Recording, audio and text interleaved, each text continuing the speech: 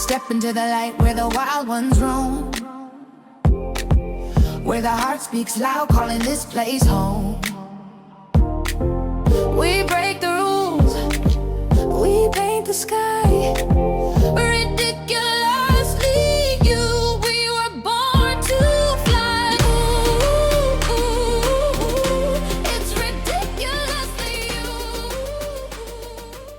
Welcome back to the Ridiculously You podcast, where authenticity wins, weirdness is welcome and loving. Even the ridiculously messy, magnificent parts of yourself isn't just allowed, it's required and part of who we are. Today's guest knows exactly what it takes to operate and win on a big global scale. I'm so excited to have him here today. He has worked in civil nuclear policy, advising in the White House. He worked in international trade as a diplomat in Indonesia.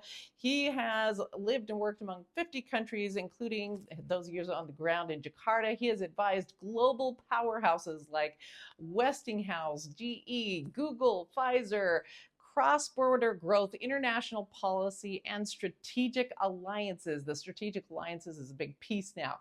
Now, it's David Kincaid Global that he is working with executives and ambitious leaders who are ready to scale internationally and scale even just in the United States. That scaling pace is big, but he cuts through the fluff to help companies really understand what it looks like to connect with those other cultures and markets and understand how leadership works and people work within a system, because it's all about the people underneath, so that they can scale and grow and have those connections in the way they really want to, from somebody who has lived the life and been there. He lives on a global scale himself.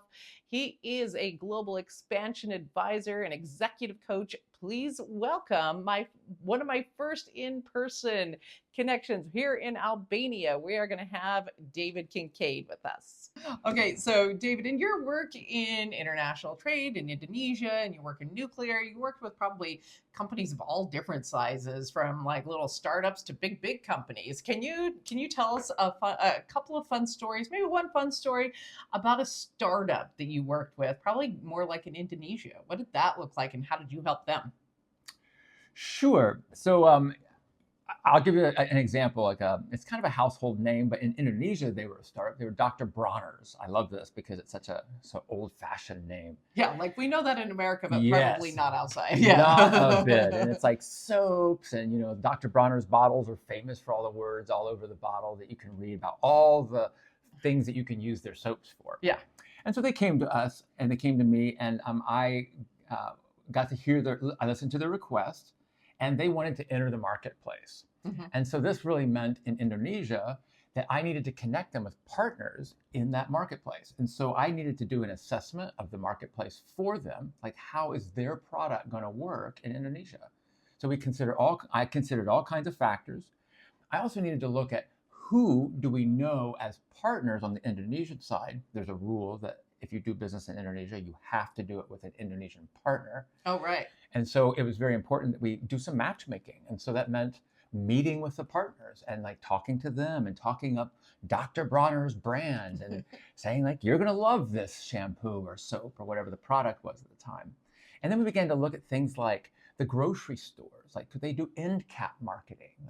And then I would go to the grocery store and look at the grocery store and see, does this match what Dr. Bronner's told me is part of their brand idea? And then it also involved me advising Dr. Bronner's themselves about the Indonesian marketplace. So that meant I needed to be culturally involved in Indonesia. Like I went grocery shopping. I know what it's like to go shopping for soap there. And so I had an idea, like, okay, this is how products show up in that country. And so I got to advise Dr. Bronner's about all these like sort of cultural differences. And that became part of a strategic advising that I did with them. And we worked just, in tandem, like sort of switching both sides of this deal interaction. We weren't negotiating the deal, but we were bringing Dr. Bronner's to the best possible person that they could partner with to make sure that they were successful in that country. So like, what kind of things did they need to look out for in a new country? Like Indonesia is so much different than America. What kind of things did you advise them on that were like, okay, this worked well there, but like maybe in this new space, you might want to rethink some things. What were some of those kinds of things? Yeah, and so this includes Dr. Bronner's, but also a wide variety of other kinds of brands. One of my favorite stories is about a woman who came to me in California, and she wanted to enter the Indonesian marketplace with a bronzer. Mm-hmm. And so this was a mismatched product to culture issue, right? Not only are Indonesian people already brown, like they also value white skin. And so their stores are completely full of skin bleaches and creams and masks that whiten their skin. And so a bronzer is completely mismatched there. And there's a lot of examples like that. For example, Indonesia is 90% Muslim. And so I needed to know that Muslim people eat halal foods, and pork is not one of those. And so when somebody came to me and they're like, I have got pork chops for sale in Indonesia, I'm like, well, that's probably a market mismatch because that's a cultural norm that doesn't really support that product. So what if it is a product match, but they need to market things different or see things different? Just so, like, let's say it's a good match. It's Dr. Bronner's. They're going in. It's a good match. What other considerations did they need to make within it? Now we're going in. We think it's a good match. What other things were there to consider?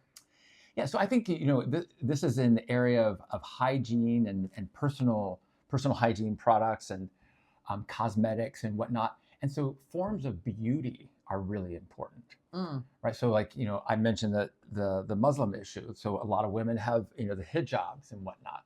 And so they're covering their hair. So big things like perms are not going to be that interesting. So that's a product mismatch. But Dr. Bronner's needs to know, how am I going to market this? In the United States, Dr. Bronner's in particular is known for sort of being a traditional down-home kind of brand that appeals to the good old American family. And that doesn't exist in Indonesia.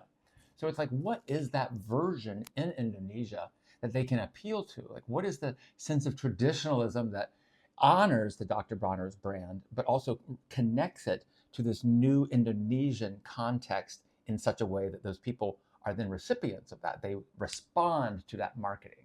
And they did. They responded to it very well, and Dr. Bronner's was very successful there.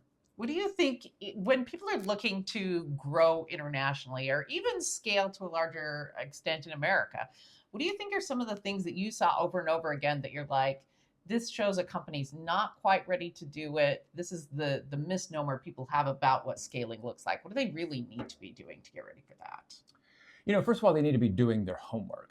And a lot of companies do their homework. They get online and they use AI to go search things. And they look up all the traditional resources and they sort of pop out in Indonesia and they're like, ta-da, I know my homework and here I am. Yeah. But they really haven't gotten to know the people. They haven't gotten to know the business climate. And there's a lot of resources for doing that, like visiting the country. I mean, we were the commercial service, and so the commercial service also facilitates that. And that was a lot of my job, is I got to know the country. What does it feel like to do business there? And that touchy-feely stuff is one of the things that businesses miss all the time. You can also tell that a business is kind of like poking around in the dark, right? Because they come at this problem and they may have some research. They think, Indonesia or whatever the country, Vietnam, Thailand, whatever the country is really blowing up in terms of economics. But they don't really know, does my product, is my company who's behind me, are they organized in such a way that we have the ability to withstand what we're about to face? Because there's all kinds of regulatory regimes that have to happen, right? There's new certifications. You've got to have product certifications. A lot of times they want chemicals component lists and they want to know exactly how your product is designed. So there's intellectual property problems behind that. And the company isn't prepared to actually endure the length of time it's going to take to actually get all that done.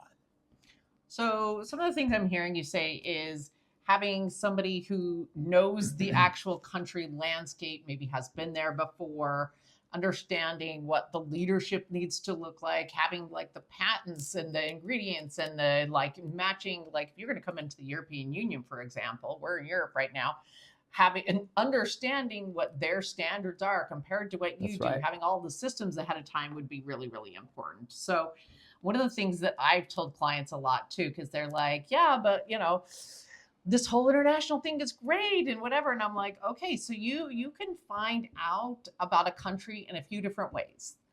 You tell me what you think. I think you can be the person who books the flight and goes there yourself and lives among the people, is there long enough to really understand the people and have enough team there so that you can like bounce off of each other and experience a lot of things. And then you can go back and you can implement it. That's one way you can do it. Another way you can do it is look at all the AI systems and try and take like the best thing from that. Or you could also hire somebody who has done that as a consultant and Ding, do ding, that ding, for ding, you. Ding, ding, ding, ding, ding, ding, ding. Like, do you know how much time? People are so funny though, because I think they think to themselves, I'm just gonna penny pinch this part. We will go figure it out ourselves. We will do the AI thing Yes. ourselves. And I'm like, how much time do y'all have to go Yeah. visit all the countries in the world that you're gonna want to expound to over time? And go with enough people and be there long enough to actually understand. Because you're here, like we're in Albania right now, and I'm like, you're here like 3 or 4 days, you don't understand it. By the end of the month, you're like, I'm starting to get a Right, grasp right. of how this works. And so like a whole month later, Yeah. and then you start to go, I kind of you want to do that, or Yeah. hear me out, like you hire somebody like that has actually been and worked Yes. and lived and understands the culture.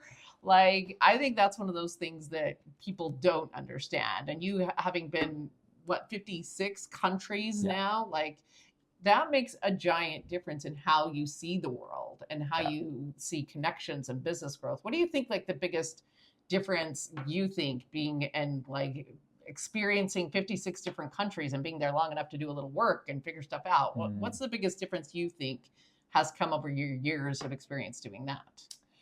Yeah, so I have a undergraduate degree in anthropology. I have a master's degree in international affairs and economics, and those like have laid a foundation for this international experience of people. It's about human systems.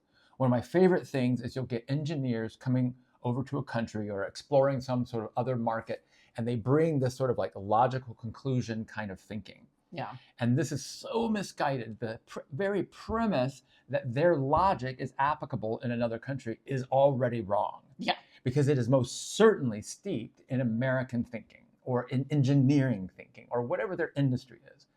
And so I don't blame them for that. That's exactly where they are. That's where they're coming from.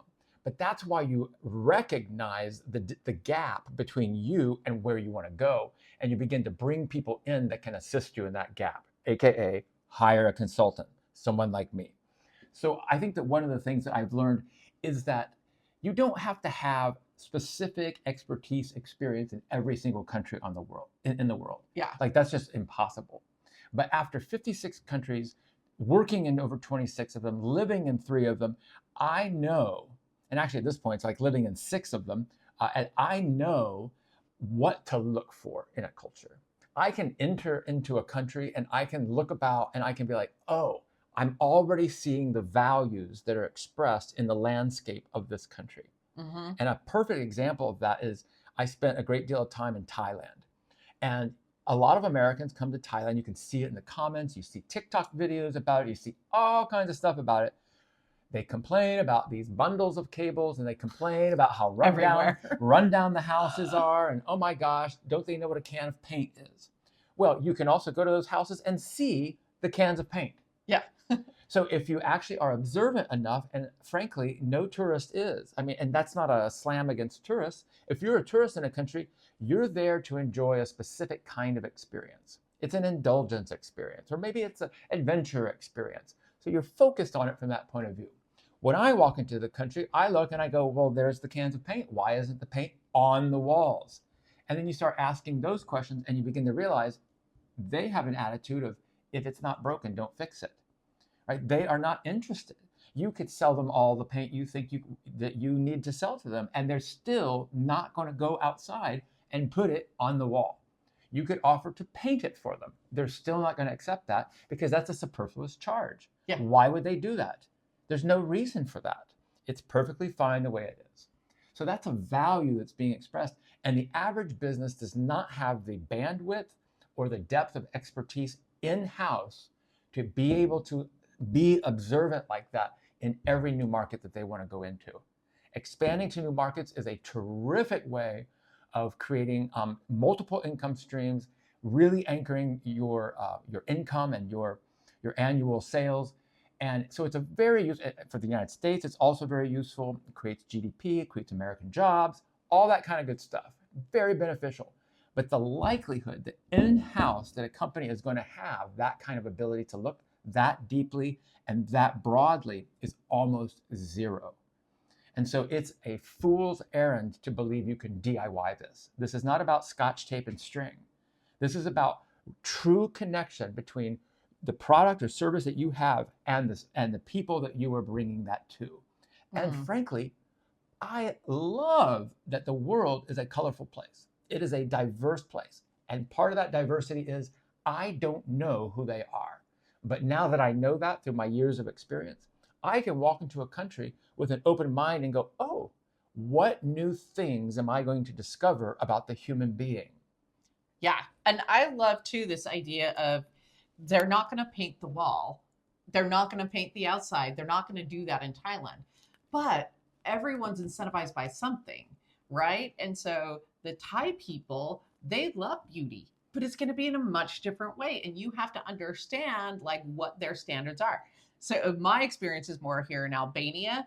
In Albania, this is the thing we noticed is they spend a very big percentage of their money on personal beauty and personal brands. They wear brand name everything. They spend a lot of their, like if they have any expendable money at all, it is going to be on facials and hair and like personal beauty and personal brand. Like they have the nicest cars that they can even do. They find very tricky ways to have very nice cars here. Yeah. But like very looking on the outside, that is super, super important to them.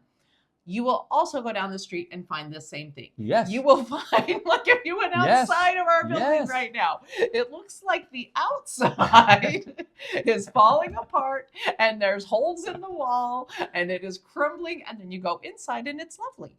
But like understanding what is important to a culture, you're never going to sell well in a culture if you don't understand what motivates them to buy, what's intrinsically important to those people. That's right. And you know, the thing about companies are operate on ROI, return on investment. So you might be the salesperson in your company and you might be sent, you know, you might get the ear of some director or VP and they say, oh my gosh, I got a little pot of money here. Why don't you go over to, you know, Vietnam, Ho Chi Minh City or Hanoi up in the north. And you say, go check it out. In fact, I just talked to a guy the other day from Canada and he wants to open a retail business in Vietnam. And he's like, I'm just going to go over there and just do it. I'm like, do what? What is it you think you're just going to do? He's like, you're going to get there and tell me what the action set looks like. And I said, and how much money do you have to spend in that country? He's like, oh, I'll probably go over for like a week. I'm like, actually, that's generous. For most companies, their ROI and their bundle of money tolerance for going over to research is very low. That means they're going to send you over there for like maybe 3 days. You can maybe finance your own extra 5 days. And what are you going to do? Who are you going to meet with? You're going to walk out of the airport and then do what? Yeah. Right. And he's like, well, I already hired a virtual assistant online and they're looking for sites for me. I'm like, sites for what? Yeah. He's like, I'm going to start selling stuff. I'm like, what stuff? To whom? And where? To whom? And he's like, oh my gosh, this is causing me anxiety. I'm like, it should, because you're throwing money away. Yeah. Like if you want to go over there for a vacation, then I say use that money and just go for vacation. Go explore Vietnam. Do not pretend like you're going to go over there in 3 to 5 business days. You're going to figure out the landscape of the marketplace. You're not. Right? It's the volume of information that you need to observe is too great. You know, and people like me, I am very well trained in how to do that from just a training perspective. And my experience, not only do I have 10 years in government, I have lived in a number of places. I speak fluent German, I speak fluent Indonesian. I have worked with people in business environments in their country. I've heard their complaints. I've participated in associations. I have listened to the people, right? I've interacted in their language on their basis. And that is a powerful, powerful asset for you in trying to figure things out, because you can do all the reports, and I would encourage you to do that, because that's actually not what I like to do. Yeah. Like, because that's easy to do. You can program Claude to do that for you. You know, you could go to the commercial service, and they have services they can provide for you, and they can provide that to you. But what you really need is to know the human systems that allow that product to be lubricated in a culture and in an environment that isn't the one that it originated in. Mm. One of the other things I want to touch on connections, because one of the other things you talked about was like being able to connect them with the right people in that culture. One of the things that you also did in nuclear was like connections in interesting ways and working together in interesting ways. Because I don't think it's just about knowing other people or saying, oh, you should probably connect with the State Department over there, or you should talk to commerce over there. Right. I think one of the other things that's really important when you're getting to a place of expansion, or you're looking to hire somebody who's in this land of working with expansion, is learning how to do it really creatively. Can you speak to some of the ways that you kind of innovatively looked at connections and working together as a team in nuclear? Because I think that was one of the brilliant things that you did there. I mean, it's pretty brilliant that he worked in nuclear at that level anyway. But I think actually the important thing is how to see how to connect with other people and other departments in ways that have never been done before. Because it takes like a real visionary to see those kind of innovative ways to work together that is like so crucial for actually expanding in business. Yeah, and you know, the phrase that comes up here time and time again that I think about is this phrase, all boats rise.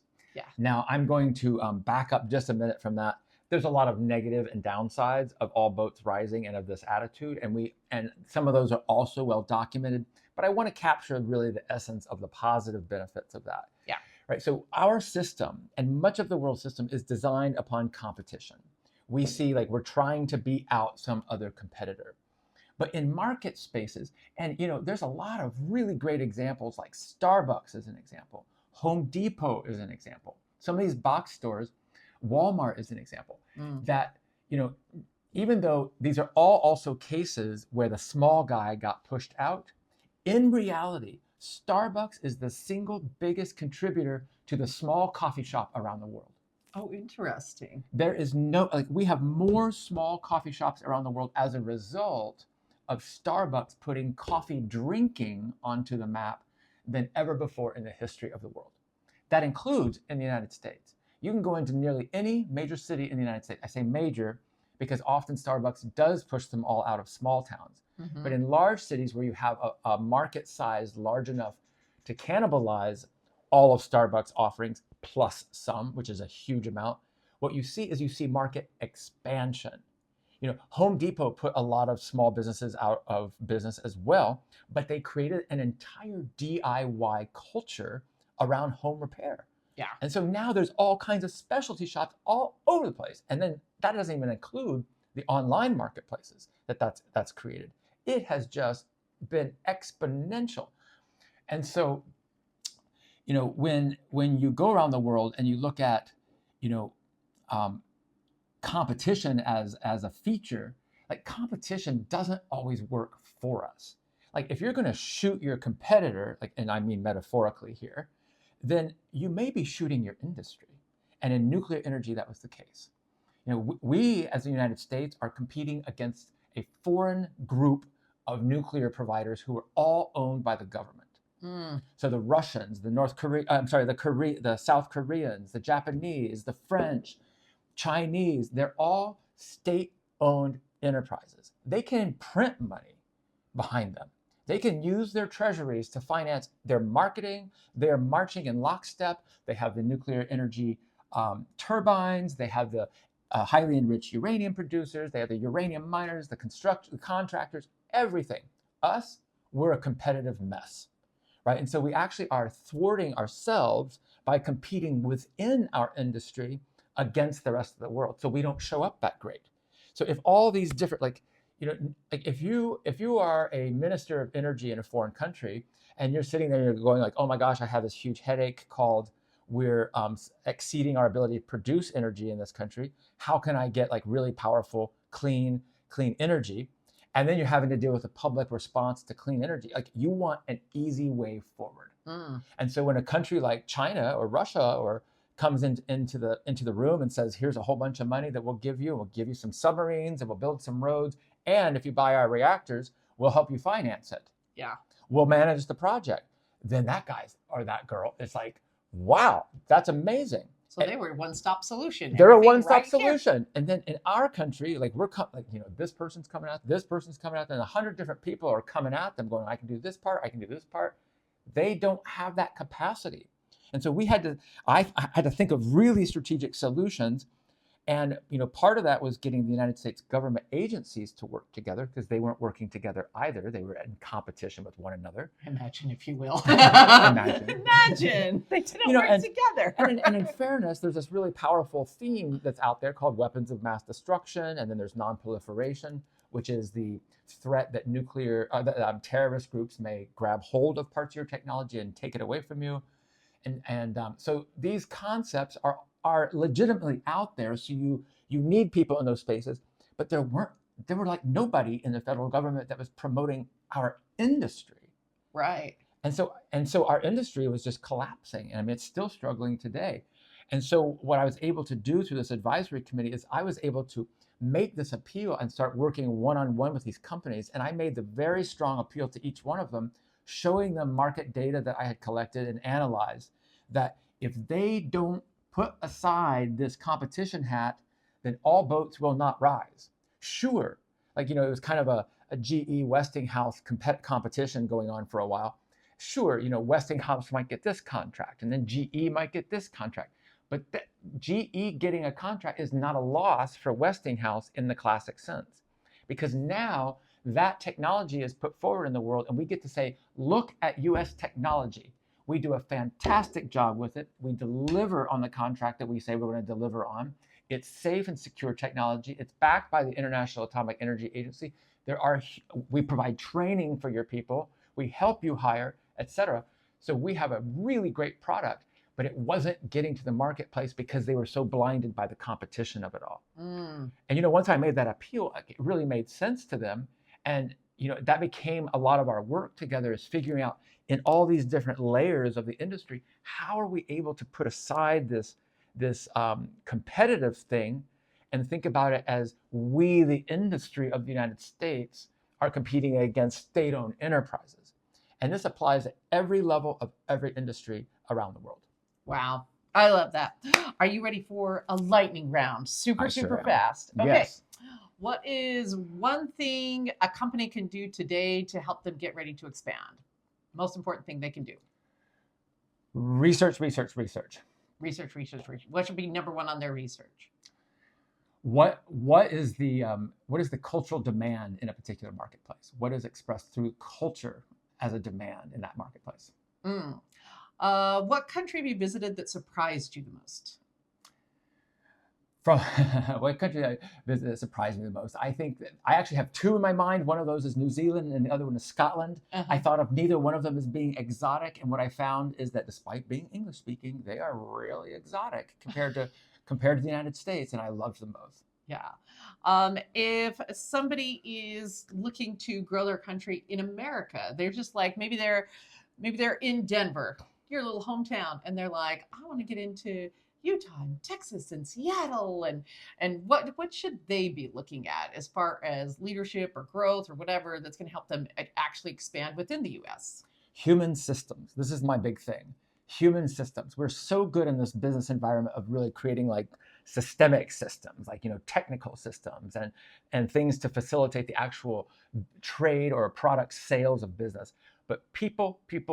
It's like real estate. When you're thinking about politics. In business, it's people. You're selling by people, for people, to people. And so people make the difference. And so understanding your human systems is the number one thing you should be focused on. What's your next adventure? My next adventure is I'm going to be heading to northern Germany, to where I was an exchange student in 1987-88. It'll be my 39th visit, and I'm really looking forward to it. How many countries have you been to in the last 12 months? That's what I'm like, count. I think seven, maybe 8. 7 or 8. For just the regular person who's out there and they're like, oh, I would love to get out and travel. They've never gone to another country at all. What would you tell them? I'd say put aside all anxiety and just be super courageous. Put your finger on a map of passion and just make it happen. What's one thing you're passionate about right now?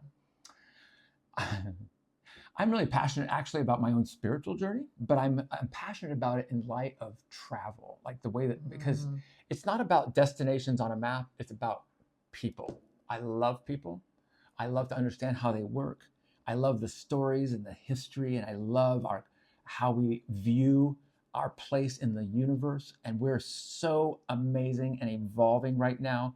I think it's one of the most exciting and optimistic times that we've lived in. And I know there's a lot of people who think to the contrary, but I think they're focused on the wrong things. And I'd like to help those people shift their thinking, because the future is dependent on that mindset today.